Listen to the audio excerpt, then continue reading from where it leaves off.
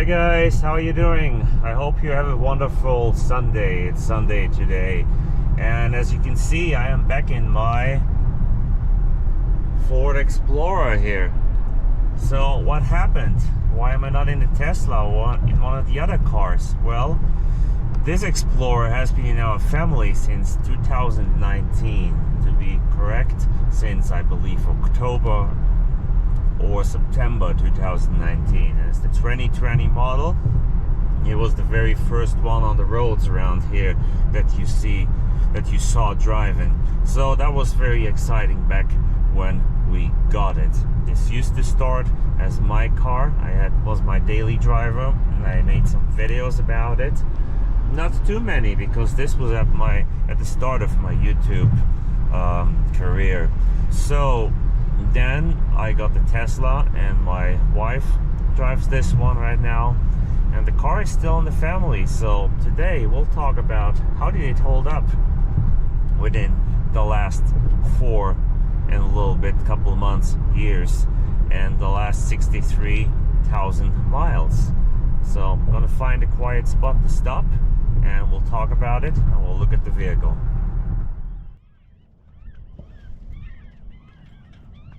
And here we are. So I can hear plenty of birds out here. You hear that? Yeah, I hear plenty of birds. I also hear some sounds. Sounds like someone's firing some shots at the shooting range. Anyways, that doesn't really make sense, shooting range and bird refuge. But anyways, here we are with the 2020 Explorer. So here it is. Let's walk around. Got a big bug splatter on that just on the drive here, because I washed the vehicle yesterday. Here it is. So let's go over it. Does it have any cosmetical damages?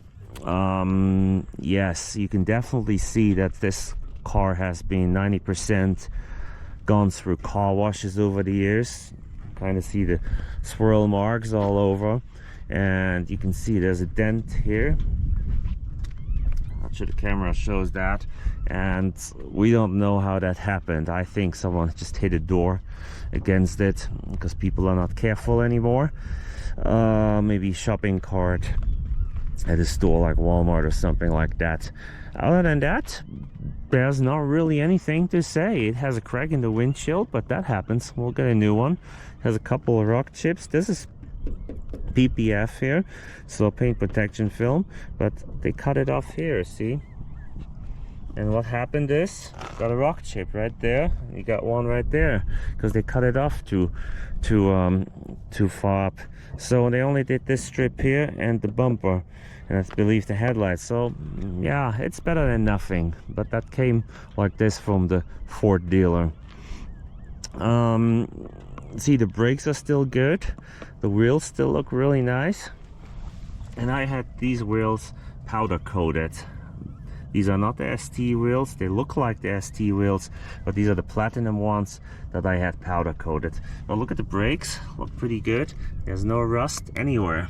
So not as bad, you know. People always talk about American vehicles or at Ford, but to be honest, this has been a vehicle, has been in many bad winter storms.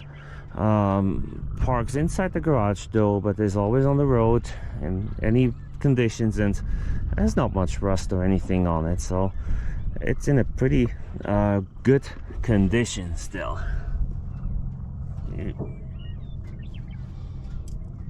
Looks pretty decent, so I can't complain. There was a little bit of rust starting on the trailer hitch there, and I took care of that. So took care of that. Now let's go over what has been done with the vehicle. Did it have any damage engine wise or mechanically? Yes. Just when I got it, it had a problem with the transmission. Some transmission issue. I can't remember what it was. I cannot remember right now what it is. I just can't find the words. I'm sorry about that. I'll look up my old video and documentation. I'll put it in the description. The transmission itself worked fine, you know, but it was something that was related to the transmission, and that got taken care of on warranty and had no problem after that. Also, there was a rattle underneath the car, and I believe that was some heating shield that was kind of weird, and they redesigned that and they fixed it, and that's not completely gone, but it's much better. And didn't have anything else, so that's it. So the Ford Explorer held up pretty well. And if there is something that I forgot about, then yeah, I just forgot about it because it was that minor. Other than that, the vehicle is stock, tinted windows, different wheels, of course. I put LED turn signal bulbs in the rear here, and I did that 4 years ago when we got it. Let me see when I lock it what it does. You can see that there are LEDs. You can tell. Unlock it. See the LEDs, and they work fine still. I bought those from VLEDs or VLEDs.com. They're pretty good bulbs. Okay, let's have a look inside. And see, the car is being a car that's being used by the family every day, so it's not completely clean, but it's not gross either. These are still illuminated at night, still works.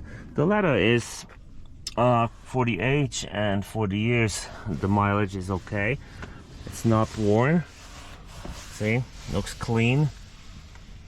Everything else, the displays work. I just had the massaging seats on. Massaging seats work well, and not a feature that I use all the time. I really don't need that, but they're nice, you know. It works well. Plenty of room in the rear here, and especially for families, that's an important thing. And like I said, it really needs to be cleaned up a little bit. And yeah, I didn't have too much time to do that, but I cleared the exterior and tried to get it as clean as possible. So everything is still good. Let's have a look at the trunk. Also decent space. You can fold the seats down and you have a lot more room, and you have a cubby here to put some stuff in.